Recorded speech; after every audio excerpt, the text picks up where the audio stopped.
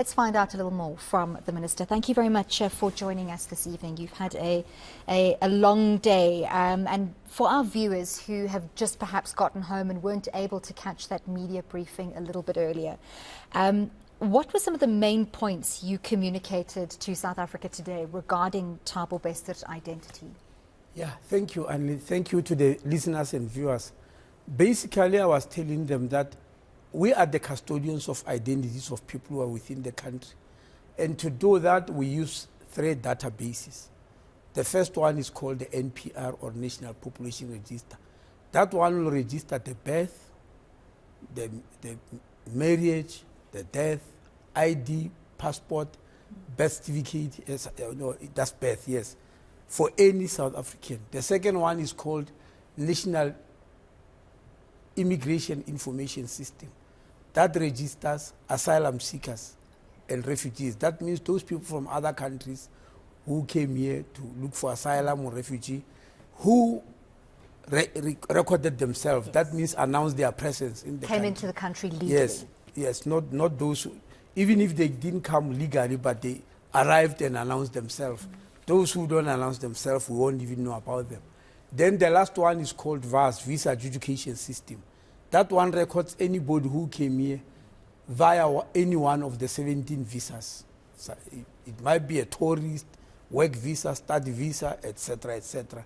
They are recorded on VAS. So with Thabo Bester, we checked him in all those systems. He did not exist. No. On the NPR, we found 2 Thabos in the whole country. One of them is a 19-year-old boy. We thought it's not a subject of what we're looking for. The other is an adult man. We traced him to Heidelberg. Indeed, we met him and we found that actually he has already taken himself to police and said, I heard that a Thabo Bester is being looked for. I'm Thabo Bester. Are you looking for me? They checked and they found that it's not him. But the one we are looking for, we never got. Now, who's Thabo Bester? Then we heard that he does sometimes use a name of Thapelo Nkwana. We went again into those systems to look for Thapelo Nkwana. In the NPR, there were 16. None of them matches him with their photos. We went to the NIIS. We found Thapelo Nkwanas from Malawi, but their photos don't match this. Then the Thapelo Nkwanas from Lesotho, they are, So we were stuck until there's a lady who appeared. I think it was interviewed by your TV station, if I'm not mistaken. Slindela Masikane interviewed yes. Thabo Bester's That mother. lady, that issue helped us because we traced that lady. We're glad we could help you. Oh, you did. We traced her. And because I thought maybe she's lying, because there is so much bribery here that she might be paid to claim that Thabo is the mother. She's the mother of Thabo. But remember, police had already reached to this woman. They've known about her, took DNA to compare with the corpse that was there. That's why they were able to conclude that this is not Thabo Bester who died here. Yes. So we followed that lady, and she said, yes, this is my son. And she even gave us his date of birth and said, but I delivered her at Chris Hani Baragwanath Hospital 37 years ago. We went there and actually found the records in the labor ward. So a long trail leading to confirmation that Thabo Bester is South African. Yes. But I think there's a question that many South Africans have. How can someone be arrested, criminally charged, found guilty, put into prison with no ID number? You'll be surprised to know there are many. I was told there are thousands and thousands. But the judges have to sentence them. Actually, when I discovered it, I phoned a lawyer friend of mine who has been practicing for 35 years. And he said, but ever since I was a lawyer, this happens all the time. There are lots and lots of people who are never identified, but who become criminals. Some of them because they don't want to be identified, others because they came here, in the mines, in the what. Then I remember during the problem in Marikana, if you remember, I went into that mortuary, because there was corruption there of releasing the corpses, and I had to help. And I found 40 unidentified people who are here in South Africa to work in the platinum mine. So it happens all the time. So it's something that is not new. Okay. tell us a little bit about the passports. As we understand it, and you can please verify this, Thabo Bester was in possession of one passport, and Dr. Nandipha Makodumana was in possession of 3 passports, one of those being her own. Can you tell us whether one of those passports was from a foreign country and whether it has been verified? Thabo Bester doesn't have a passport, at least with us, because if he had, he will have appeared on the National Population Register, the NPR. Remember, I told you it registers birth, marriage, death, ID, passports. So since we couldn't find him there, he definitely never took any passport. The passport he was found carrying in Tanzania, it looks like an American passport. In the name of Tom Kelly, he calls himself Tom Kelly there.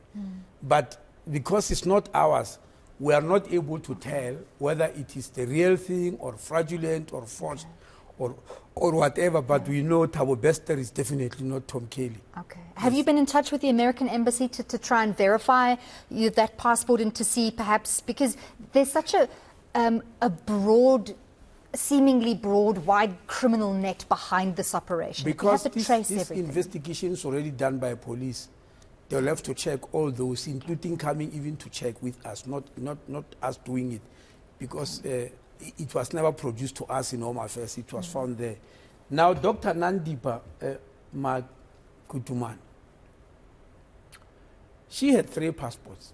One of them is an authentic passport belonging to her, because unlike Thabo Bester, she's on the National Population Register. She had got a birth certificate, IDs, and everything.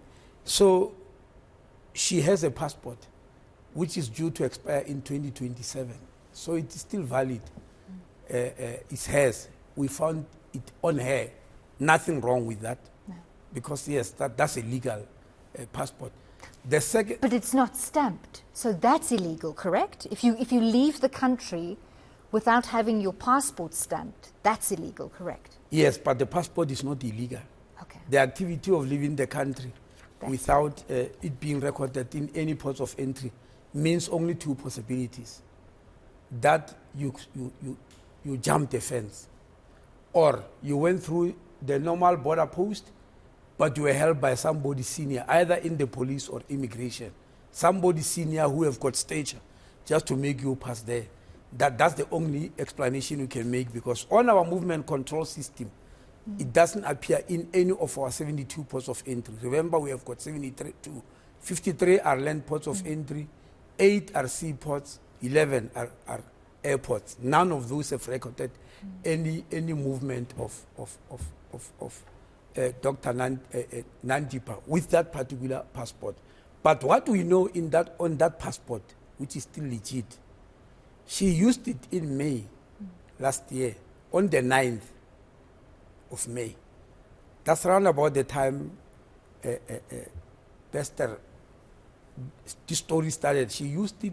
She went via Bait Bridge into Zimbabwe, but came back later, only 3 days later, via OR Tambo, coming in a plane from Bulawayo. That was the last time that passport was ever used. It was never used again, to our knowledge.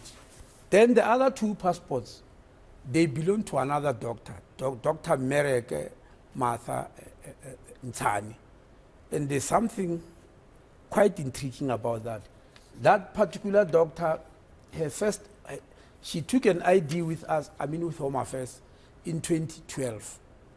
That means it expires in 2022. 3 years before it was due to expire, she went to police and put up an affidavit there. You see, firstly, let me clear this. It's not illegal to have lots of passports, if they are South African passports. But also South Africa allows dual citizenship. You can have a British passport and a South African passport. So applying for many passports in itself is not illegal. But you have got to give a reason to Home Affairs. And usually the reason is given by an affidavit. If the previous one is lost, you go to police, you depose an affidavit there, which she did in 2019, and say, this passport you give me in 2012 has been stolen, but we don't know who stole it. We gave her a new passport which will then expire in 2029, because all the adult passport we give 10 years. It's only 5 years for children's passport. So we gave her a new passport, but on the 27th of March this year, she goes to police again. They post another affidavit about this new passport which we gave, which expired in 2029. This time she doesn't say it's stolen. She says, I gave it to Dr. Nandipha, Magudumane, and also to TK Nkwana. TK Nkwana is a... But by that time, the story had already broken. So I suppose that's the intriguing part, is to say, is that statement true? Yeah, she said, I gave it to them because they were going to apply for me. We were going to have a project in America, in the US. They were going to apply for my, it's called the work citizenship. I was seeing that for the first time. I heard from people who knew about that, who said, but that's impossible, because they want you in person there. You can't send another person. But be that it's made, that's what she wrote on the affidavit, and then took that affidavit to Home Affairs to apply for another passport, which is the third one.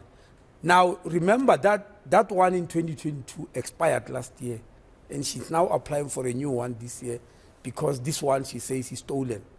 Yeah. Now, now the coincidence here, well, the new passport, which she applied for on the 6th of April, has not yet been issued. It has not been collected. Let me say that, not issued, but not collected. The intriguing thing is this. Dr. Nandipha Magudumane has got both passports. The one that was reported stolen. In 2019. In 2019. The current. And the one that was issued in 2019, which was given to her. Now, here is a person who has got a passport which you reported stolen. Maybe she stole it. But by some miracle, you go and also give her the new passport. I'm leaving that to you. We'll have to see what comes out of that. And I'm sure, the police investigating this are going to look very deeply into it. But, but something else that we need to look deeply into. This whole case with Thabo Bester, with Dr. Magudumane, not only how he escaped prison, but how he got across the border, has exposed so many holes and some inefficiencies in the system that I think we need to recognize, which, apart from being internationally embarrassing, also open us up to increased crime. Anyone who is watching television now in South Africa, who's from another country and who has criminal intentions, might say, well, hang on, I need to go to South Africa because seemingly it's relatively easy there. The borders are porous. You can exist without, personal identification.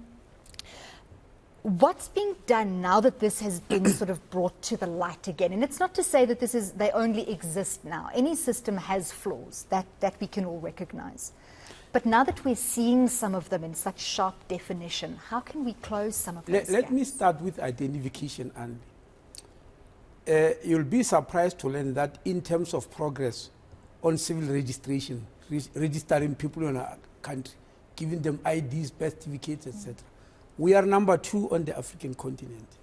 Only Egypt is ahead of us. They are at 98%. We are at 89%.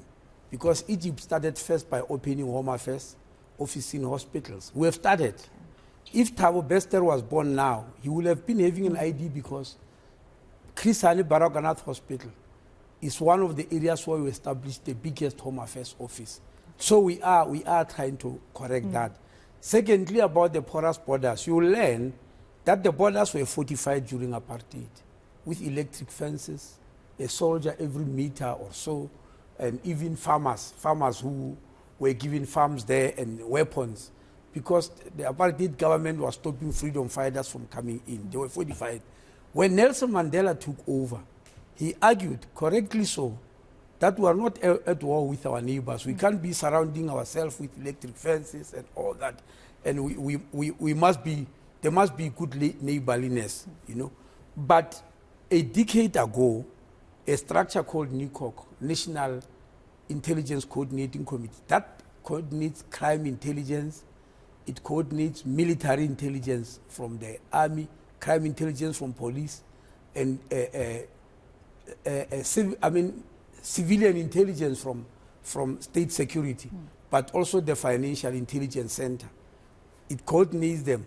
They came what is called intelligent estimates, who said, no, but what's happening at the borders is not correct.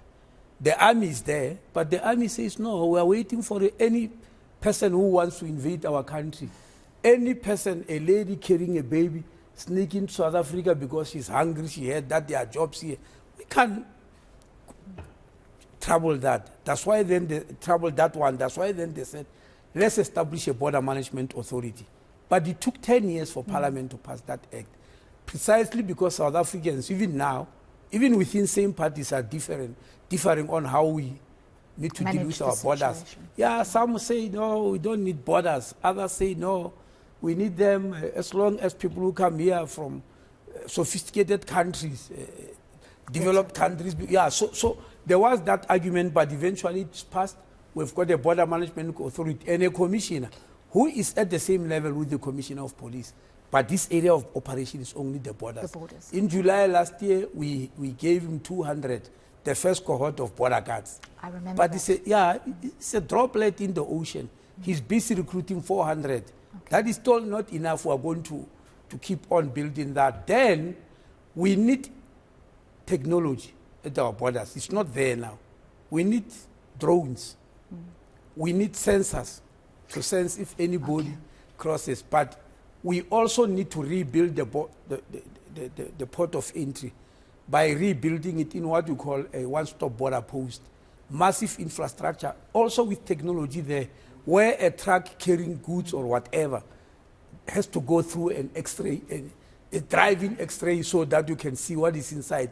Money, cigarettes, liquor, you can see all those. But the answer is there is progress is being made. And yes, that's certainly definitely good to hear. Definitely. I do want to ask you one last question, if I may, because unfortunately we're running out of time, and I want to try and get an update from you on the ZEP matter. We know that's been in court this week. Judgment has been reserved. How do you think that hearing went?